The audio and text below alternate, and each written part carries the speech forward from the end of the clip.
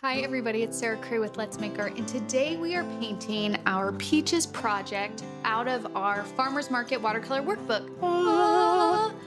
If you guys don't know, I created these cute little mini workbooks where we have projects that are pre-printed on watercolor paper, and we have been making our way through these projects. So we've already done the bicycle, we've done lavender, and now we are going to do peaches, okay? Love it.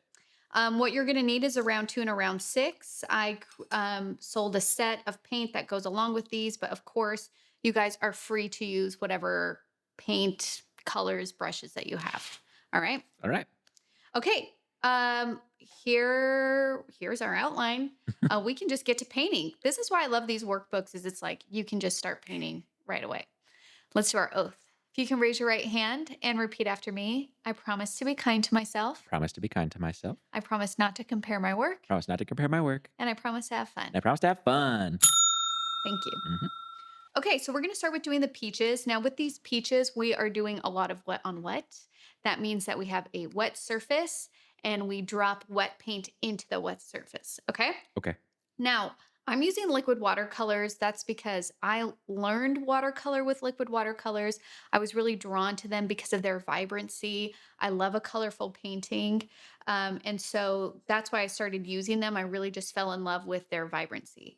They are a different chemical makeup than pigment paints. They're dye-based, which means they will fade in direct sunlight. So will tube paints unless they're light fat. Like there's a whole thing. My whole thing is, what do you like using? Use that. Right. Odds are this doesn't need, like, it won't last forever anyway. And why does it need to? Like, why do we feel like our paintings need to last 50 years? I don't know. Right. Okay, sorry. Let's go. Rant over. Rant over. So I'm just going to start with peaches. I'm wetting it. And then I'm going to mix a peach together using a little bit of magenta and a little bit of my yellow here. And then I'm just going to drop that in. And peaches are really fun to paint because sometimes they're orange, sometimes they're red, sometimes they're yellow, sometimes they're purple. Like there's so much variation. And so like I have this cute little peach color, and then maybe here I drop in a little bit of yellow. And it's just going to move within that water. Like look at how pretty that is already. Perfect. If you want to bring in a little bit of orange from our, what color is this? Tangerine. You can. And again, peaches have there's so much variation that you're not going to get it wrong. Like just have fun with it. I will say one thing though, which is something that throws, ooh, I went outside the lines. That's fine. Just make a bigger peach. Something that really throws people off with liquid watercolors is because they come in liquid form, they think that they don't need to add water to it, and you do. Mm. You have to think of it just like any other paint medium. So in order to get this light value, I need to make sure I add a good amount of water to my color mixture to get this light value. And so what happens with liquid watercolor paints, if you're just dipping and using the paint and not adding any water to it at all, is you're going to get fuzzy edges. So even though this is a clean line right here, if I'm using only paint and not enough water, then the edge, even though I painted it smooth, will fuzz out and have like this uneven edge. So if that's happening to you, just know you just have to Just add water. just add some water. I'm going to do some yellow in there, warm this peach up. How pretty. I'm so in love with this color palette in general. So you can start by either using just water to wet the peach and then dropping in color, or you can apply color and then drop in more color from there. Man, what is my deal? I cannot paint within the lines today. I thought you were doing that on purpose. well, now I have to do it more on purpose. Whenever you do something on accident, you just do it more on purpose. And then it seems like it's intentional. Yeah. Like having children. Did you make that joke before? I don't think so, but I think maybe. you did. Well, it's a good one. It's a good one though.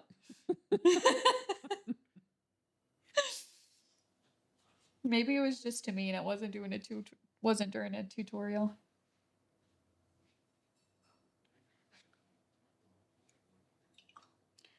And don't be afraid of just like touching in yellow and then like moving on. It does not have to be um more complicated than that. And I think this is why I'm a huge fan of watercolor in general is it's just like it does so much work for us if we just allow it to. If we just say, "You know what? I am going to let this just move on its own." Okay. And then like just see what happens, you know? Now, I do want to show you guys something really quick just so I can explain to you what I mean by letting the watercolor do the work for us. In here, I kind of just dropped the water in and it moved on its own. And this is why we have variation. This is why we have this light value here. This is why we have those hints of yellow. If you were to take your round 6 or whatever paintbrush and just do this,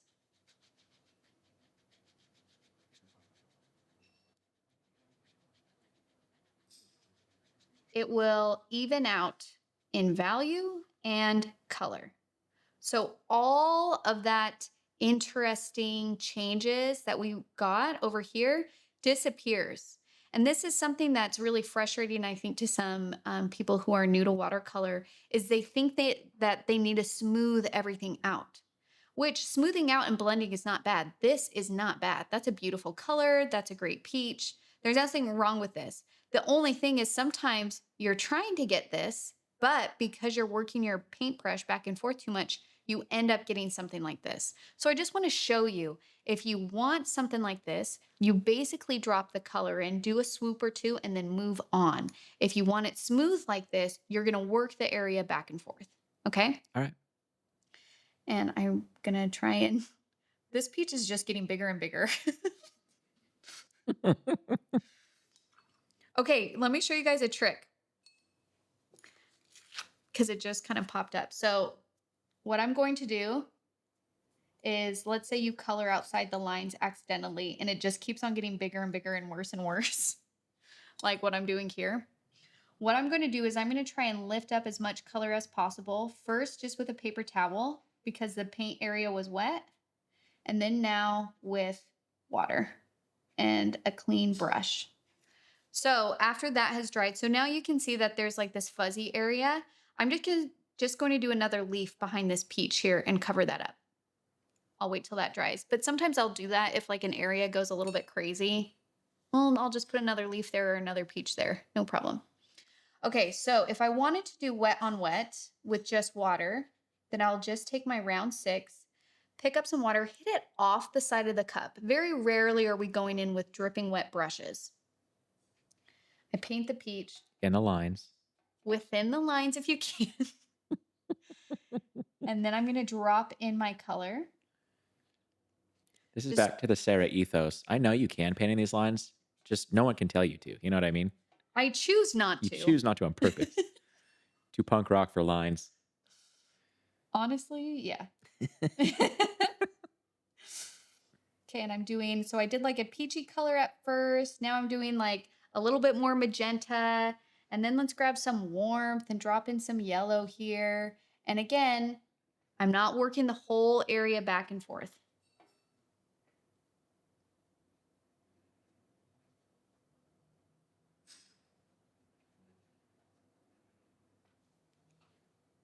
These colors are just so pretty. They are. And like this is all, that's it. That it doesn't have to be anything more complicated than that.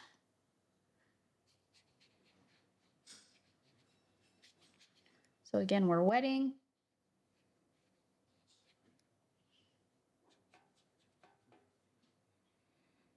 Dropping in color, letting it move within that water.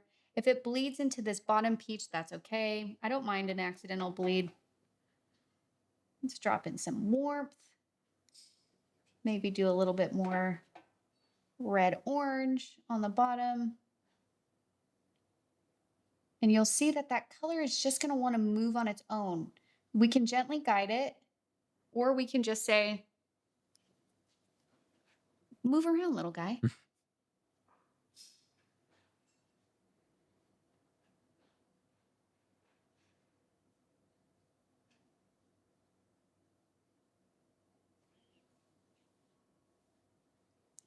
And this is like what I want to show you. This is the one I smoothed out. Look how different feeling these are Yeah. compared to this one. This is, and again, one is not bad.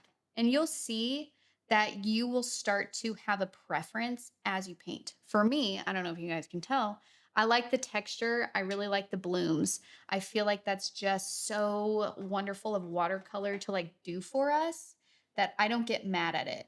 And I intentionally like seek that out. Not everybody has to though. So this is where it's going to be up to you. What do you like? And just follow whatever your heart is telling you.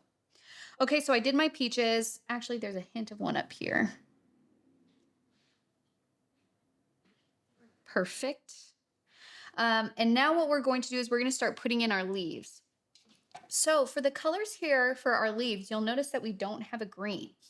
And that is because, honestly, out of all of the colors that I mix the most, it is green. And that's because I like having variation within my green. I like when my greens lean yellow. I like when my greens lean blue. I like when my greens lean brown, all of those things.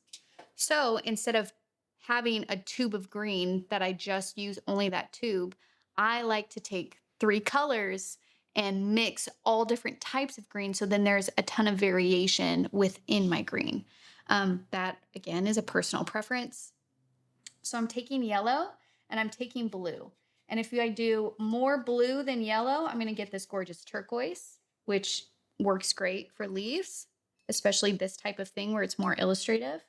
If I do just a tiny bit of blue, then I'm going to get more of a lime green. And then you can get more of an even bright green. So look at all of these different greens I can get just from 2 colors. And then when you start to add in orange, you get more earthy tones. And I have a color mixing guide in the front of this book.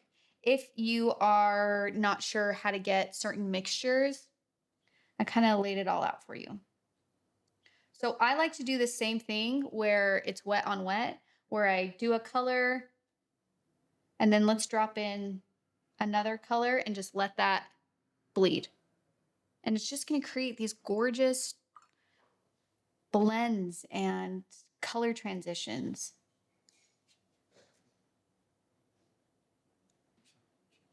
And don't forget to add water if you're using, well, no matter what watercolor paint you're using, don't forget to add water. But especially if you're using liquids, because they kind of trick you because they're already wet.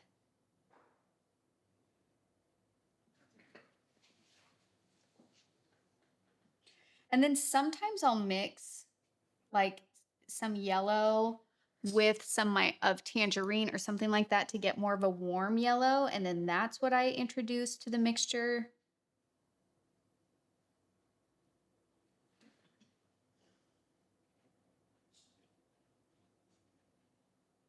I'm kind of leaving a little bit of a white thin line between my peaches and my leaves because I know even though my peaches look dry, I know that they're not actually dry.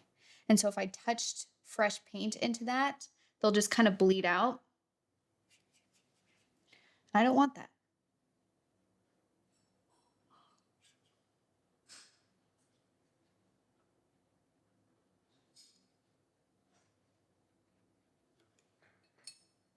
And I'm just using a round 6 for all of this.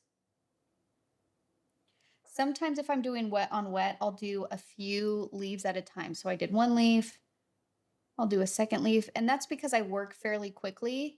If you don't work quickly, then you want to do wet on wet, then you're probably just going to do 1 leaf at a time.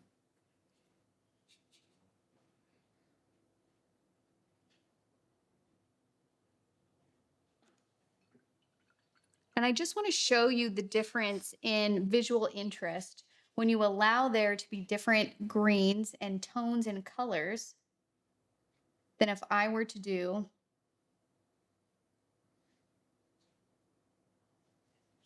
this is one hue of green, Mm. and even in value.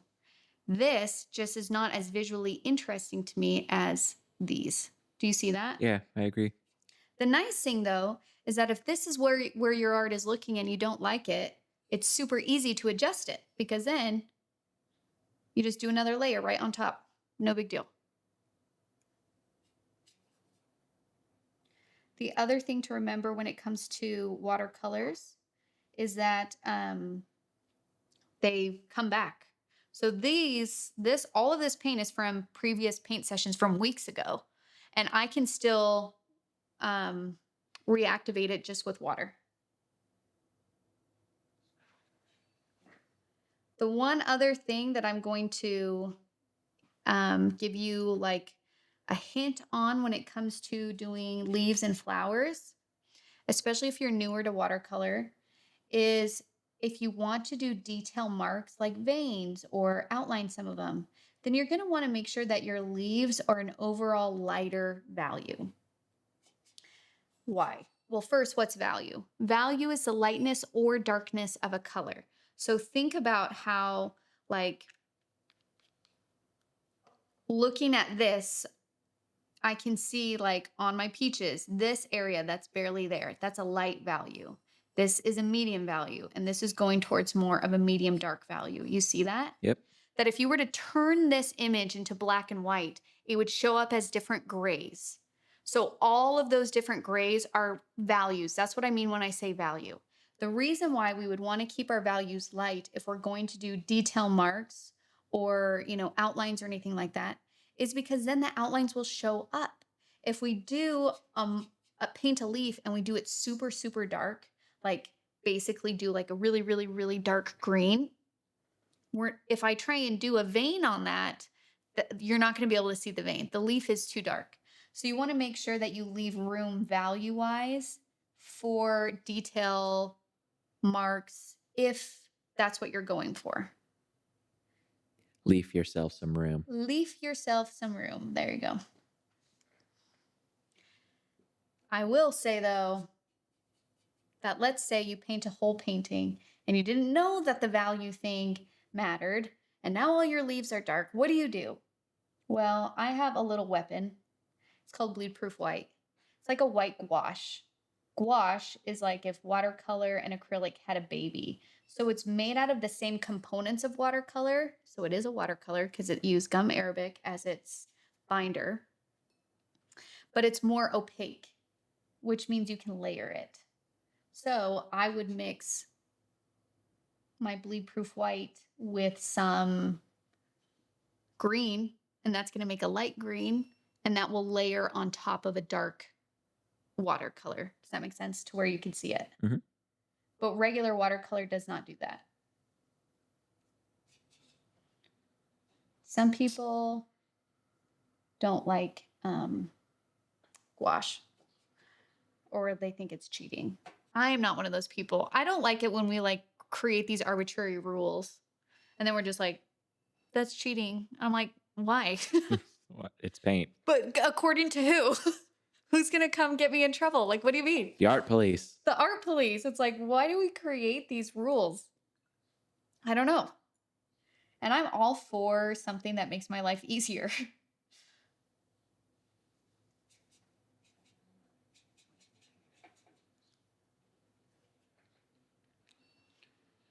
So I'm just painting away. Paint, paint, paint. Adding yellows and blues, little hints of browns and turquoise.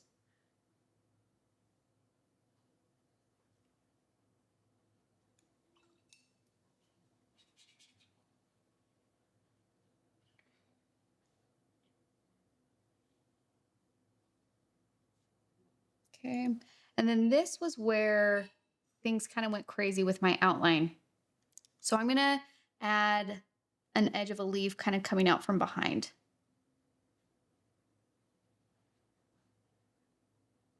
And then I can like clean up that edge a little bit better.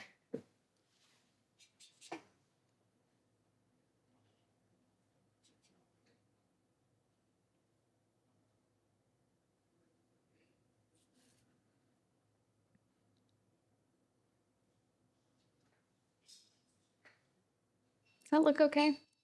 Yeah, it's Yeah. perfect. looks good. Sometimes you have to stop while you're ahead because I'm not sure if I love that shape, but I know if I were to keep messing with it, it would make it more and more obvious, which would totally be the Yeah. opposite of what I'm trying to do. Defeat the purpose of what you were doing. Yeah, so sometimes you just got to be like, it's not perfect, but that's fine. It doesn't need to be. Okay, if we want to do these cute little blossoms, I like to do like just white or water and then take some magenta and then right at the tip, just drop that magenta in and it's just going to diffuse out into that water. And if you want, while it's wet, you can do like a little hint of warmth right there. We can do the same thing over here. So it's just like a barely there peachy color. And then you take magenta. You can do it on the edges of the petals, the center of the petals. Go a little straight bristle.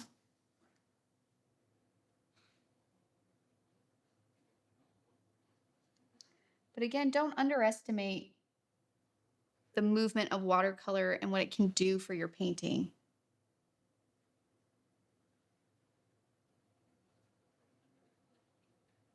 Like, that's so pretty and it's so simple. Okay, we're gonna let that dry. We're gonna do our branches now. And then we'll go and do detail marks. So that's if you wanted to do veins on your leaves or anything like that. All right. Now, for brown. Brown is one of my favorite color mixtures to make. It's the easiest one to make because people tend to make it accidentally all of the time. Hmm. But you have to think of brown as pretty much dark orange. So if you have orange and you have black, you have brown. Or complementary colors, so colors that are across from each other on the color wheel, or ones that are not next to each other on the rainbow, will make browns. Okay? Okay. So I have some black here already on my palette. I'm going to get some more tangerine. Just put it there. So then I'm just going to take my black and some tangerine. Now you'll see that this is making like a purpley red. You see that? Yeah.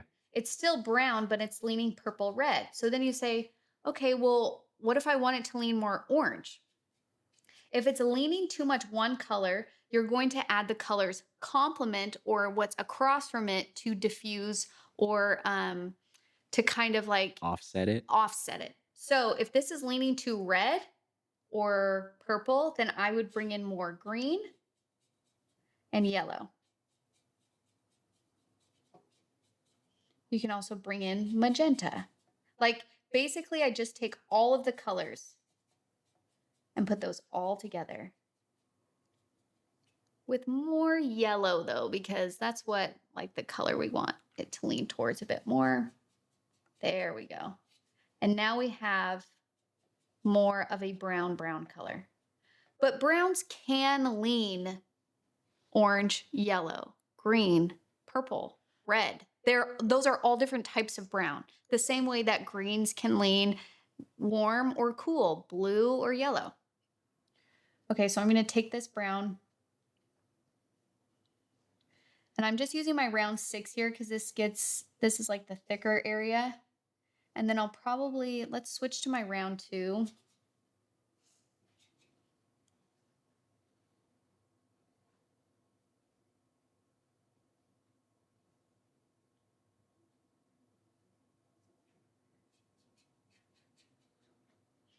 And then when it's wet like this, sometimes I'll put in like orange or yellow or like another color in there just for, again, variation. Now, I don't know if you guys can tell, I am a huge fan of variation within my watercolor paintings. That is an artistic choice on my part. So if you're watching me and you're just like, I really don't like that there's a bright section of yellow on her leaf, don't put it in yours. And you have every right to like something differently than what I like. I have noticed, though, that for people who are just starting to paint, they're really uncomfortable with making those kinds of creative decisions. And it just takes practice. So if you're not there yet, that's okay. How you get there is you allow yourself to look at something and decide what it is that you like about it. That's the first step. And once you can start identifying things that you actually like or don't like, then it's easier for you to move forward and say, I want this or I don't want this.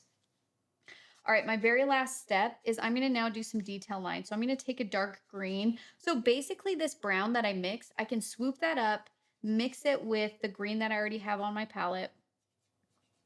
And that's gonna give me a dark value green.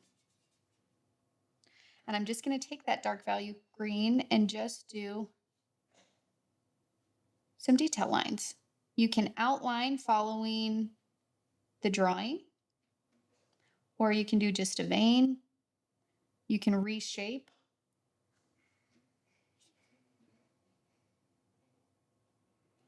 You can also do this in a black pen if you liked that ink and wash look.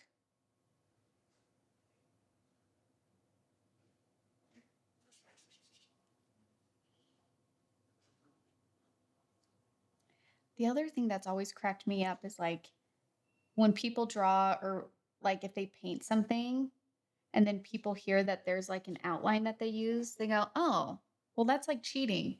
And it's so funny that we think that because, like, if you cook something and you follow a recipe, did you not cook it? Like, Right. what is the difference? Right. And it's funny how, like, when you play a piece of music and you're following notes, that is playing the music, and people go, "Wow, that's so amazing." But then when you do a painting and you're following an outline, people are like, "That's not real. It doesn't count." And it's just like, why? Why doesn't it? So, if people say that to you, just say, "You're so silly. You don't really know what you're talking about."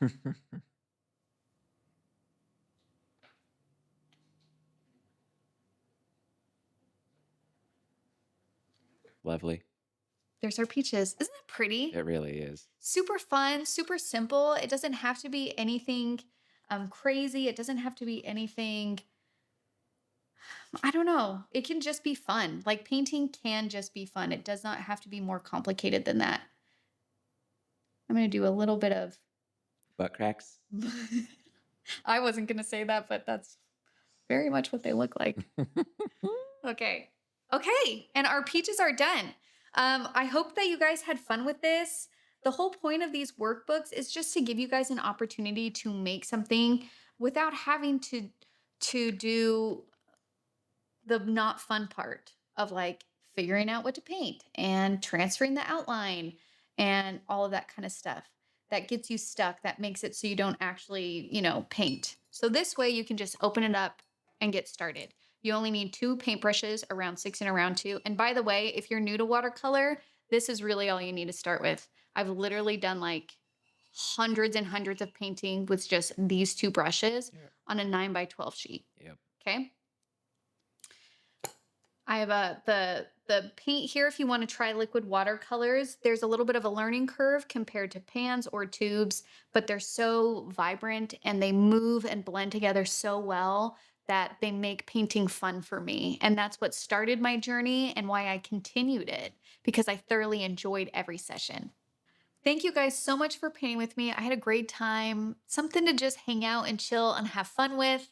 If you're interested in these workbooks, you can find them at letsmakeart.com. You can find the paint there. I don't know if you can find the brushes there. Probably not. But we're in the works of maybe having our own brushes. Don't tell Maybe. anybody. Don't tell anyone. All right. We'll see you guys next time. Bye.